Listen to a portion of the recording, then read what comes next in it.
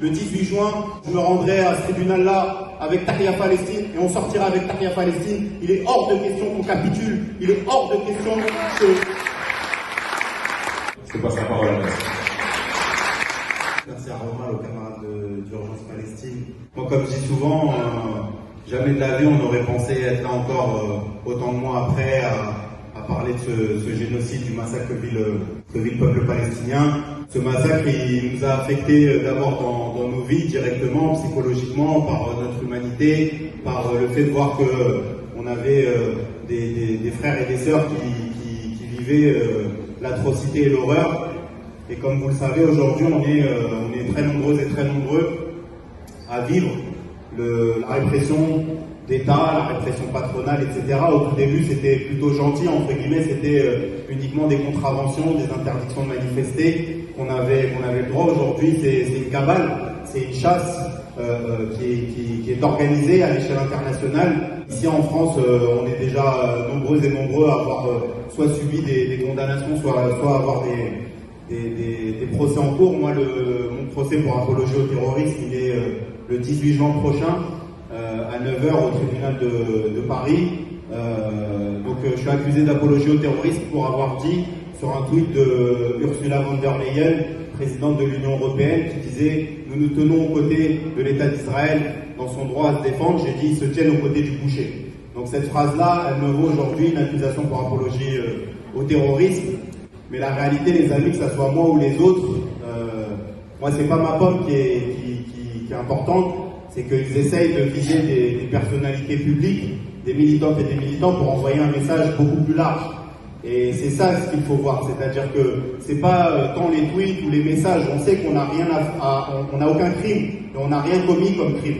Le seul crime qu'on commet, c'est pour eux celui de soutenir le peuple palestinien. Et pour d'autres, on a parfois un double crime, celui d'être musulman, celui d'être arabe, celui d'être palestinien, celui d'être réfugié, etc. Je pense notamment à notre frère en humanité qui est Mahmoud Khalil, pour qui le juge de Louisiane a hier voté la déportation. Je veux dire, son double crime à lui, c'est d'être palestinien et de soutenir la cause de son peuple face à la barbarie.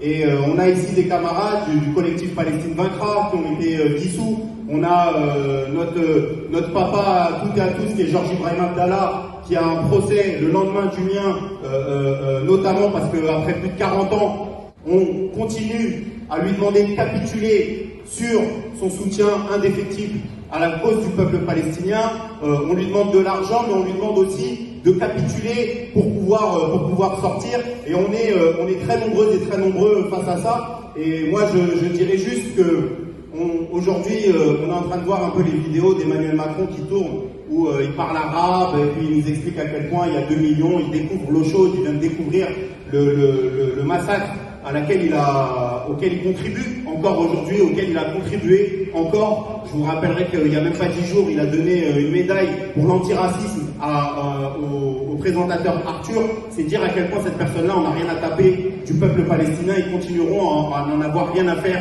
du peuple palestinien parce que le seul truc qui les intéresse, c'est de pouvoir businesser dans le Moyen-Orient, et ils utilisent la cause du peuple palestinien. Et pendant qu'Emmanuel Macron fait semblant de s'apitoyer sur le sort du peuple palestinien, de leur envoyer des paquets de gâteaux pour pouvoir se nourrir alors qu'ils sont en train d'être massacrés et être génocidés quotidiennement, ici, ils continuent à nous réprimer, ils continuent à nous attaquer, ils continuent à expulser des imams, ils continuent à remettre des gens en garde à vue, etc., à geler des comptes bancaires de camarades, à dissoudre des associations. Et c'est ça la réalité. Et la seule et unique arme qui est la nôtre, les amis, c'est la solidarité, c'est la fraternité. Et moi, comme je le dis, le 18 juin, je me rendrai à ce tribunal-là avec Tahrir Palestine, et on sortira avec Tahrir Palestine. Il est hors de question qu'on capitule, il est hors de question que...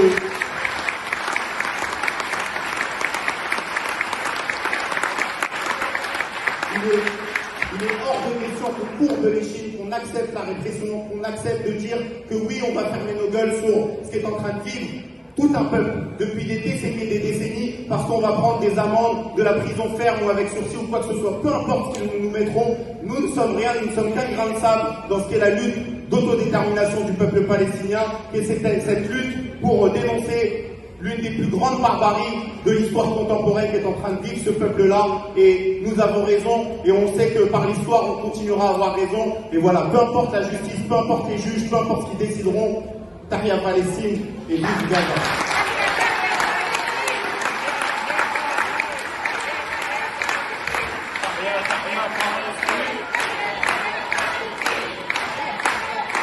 Le 24 mai, on organise un grand meeting international contre la guerre et l'extrême droite. Alors inscris-toi vite, le lien est dans la description.